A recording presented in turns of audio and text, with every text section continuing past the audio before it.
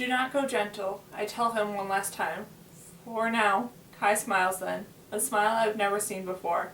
It's the kind of daring, reckless smile that could make people follow him straight into a flood. There's no danger, he says. I put my hand on him, run my fingers over his eyelids, find his lips, meet them with mine. I kiss the plane of his cheekbone, and the salt of his tears tastes like the sea. I don't see the shore. He's gone, in the trees, and I am in the river. There's no time left. Do what I say, Indy tells me, shoving an oar into my hands and yelling over the sound of the water rushing near us. If I say left, paddle on your left. If I say right, paddle your right. If I tell you to lean, do it. The beam of her headlamp glares in my eyes, and I am relieved when she turns to face forward, tears streaming down my cheek from the farewell and the light. Now, Indy says, we both push the boat away from the bank. We sit suspended for a moment, and then the stream finds us, pushing us along. Right, Indy calls. Scattered snowflakes start our faces as we ride. Little white dashes in the light from our headlamps. If we ever flip over, stay with the boat, Indy yells back to me. We can only see far enough ahead to have time for one fast call, one quick decision. She's sorting in a way I never could, with spray in her face and water shining silver and black, branches tearing at us from the banks, broken trees looming at us from the center of the stream. I copy her, follow her, shadow her strokes. I wonder how society ever caught her that day in the ocean. She is a pilot on the river tonight. Hours or minutes, they don't matter. It's only changing in the water and turns in the streams. Shouts from Indy, the oars flicking water as we move from side to side. I glance up once, aware of something happening above me. Night lifting earlier parts of the morning that is still blank. In the back blank, it feels like they're rubbing off around the edges. Then I miss a moment. Indy screams for me to paddle right, and then we're over in the stream. Cold, dark water poisoning the society spears rushing over me. There's nothing to feel, everything freezing, water, driftwood, battering me. It's a moment of my own death, and then something hits my arm. Stay with the boat.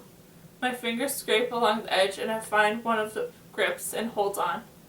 And pulls myself to the surface. The water tastes bitter, and I spit it out, and the clinging tight inside the boat. Under it, trapped and saved in the bubble of air, something tears at my leg.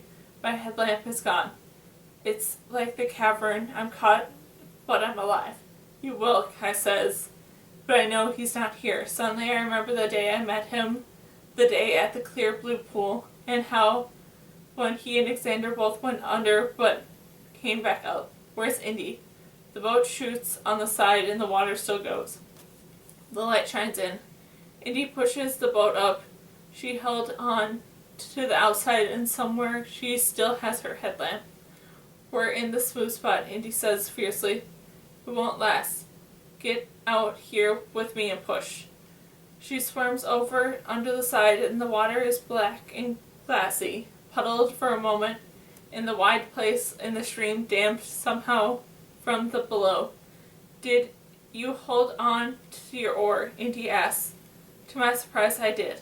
On 3, she says, and she counts, and we flip the boat back over, and we grasp again for the side, and she flips fast like a fish onto the boat and grasps my oar to pull me over too. You held on, she says. I thought I was finally done with you, she laughs. And so do I. Both of us laughing until we hit the next wave of river, and Indy screams wild and triumphant. I join in. The real danger begins now, she says. When the sun comes up, I know she's right.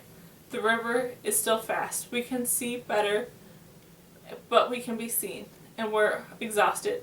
The heavier cottonwood here has been choked out, but thinner, less concealing trees, and the gross, spiny, grayish green. and snarled with thorns. We have to stay close to the trees for cover, Indy says. But if we're going too fast, we'll hit those thorns and they'll finish our boat. We passed a huge dead cottonwood with scarly brown bark that had finally fallen over, tired and done with the years of holding on to the bank. I hope Hunter and Eli are in the mountains. I think of that. Kai has cover in the trees.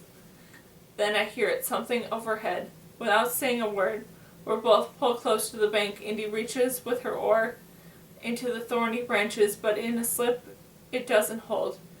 We start to drift, and I stab my oar into the water and push us back. The ship overhead flies closer. Indy reaches out and grasps a hold of the thorny branches with her bare hands. I grasp. She hangs on. I jump out and put the boat over to the side, hearing the rasp of the thorny bushes along the plastic. Please don't break, I think. Indy lets go, her hand bleeding, and the two of us hold our breath. They pass over. They haven't seen us. I'd like the green tablet right now, Indy says, and I start laughing in relief. But the tablets are gone. All along everything else we had swept away in the flip in the water. Indy had tried our packs into the boat's handles, and the water tore them away in spite of the careful knots. And some branches or trees cut right through the ropes, and I should be grateful it wasn't our flesh or the plastic of the boat. Once I'm back inside, we kept close to the bank. The sun climbs high. No one else flies over. I think of my second lost compass sinking to the bottom of the river, like the stone it was before Kai changed it. Evening, the reeds of the edge of the stream whisper and hush in the breeze, and in the trace of the sunset in the high and lovely sky, I see the first stars of the evening. Then I see it shining on the ground too. Not the ground, but in the water stretches out dark in front of us. This, Indy says, is not the ocean. She starts flicking out. Something has passed over it, either in sky or in the water, but it's so huge, I say. What else could it be? A lake, Indy says. A strange hum comes over the water. It's a boat. Comes fast for us. There's no way to outrun it, and we're on both so tired we don't even try. We sit there together, hungry, aching, adrift. I hope it's the rising, Indy says. It has to be, I say. Suddenly the humming draws closer. Indy grasps my arm, and we have chosen blue for my dress, she tells me. I would have chosen blue for my dress, she tells me. I would have looked right into his eyes. Whoever he was, I wouldn't have been afraid. I know, I say. Indy nods and turns back to face what's coming. She sits tall. I picture the blue silk, the exact color of my mother's dress, billowing around Indy. I picture her standing by the sea. She's so beautiful. Everyone has something of beauty about them. In the beginning, for me, it was Kai's eyes I noticed, and I loved them still. But loving lets you look and look and look again. You notice the back of a hand, the turn of a head, the way of a walk. When you first love, you look blind and you see all as glorious, beloved and whole, or a beautiful sum of beautiful parts. But when you see the one you love as pieces, as why he walks like this, and why he closes his eyes like that, and you can love those parts too. And it's the love at once most complicated and most complete. The other boat comes closer. I see the people on board wear waterproof gear to avoid getting wet, or do they know the river is poisoned? I wrap my arms around myself suddenly, feeling contaminated. Through the skin hasn't burned our bones, and we resist the temptation of drinking the water down. I put my hands up. Put your hands up, Indy says. Then they can see we don't have anything.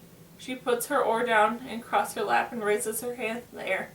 The gesture is so vulnerable, so uncharacteristically of her, that it takes a moment for me to follow her lead.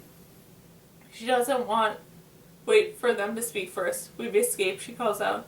We've come to join you. Their boat draws closer. We look at them, taking in their silk black clothes and their numbers, 9 of them. 2 of us. They stare blank. They stare back. Do they note our society coats, our battered boat, our empty hands? Come to join who? One asks. Indy doesn't hesitate. The rising, she says.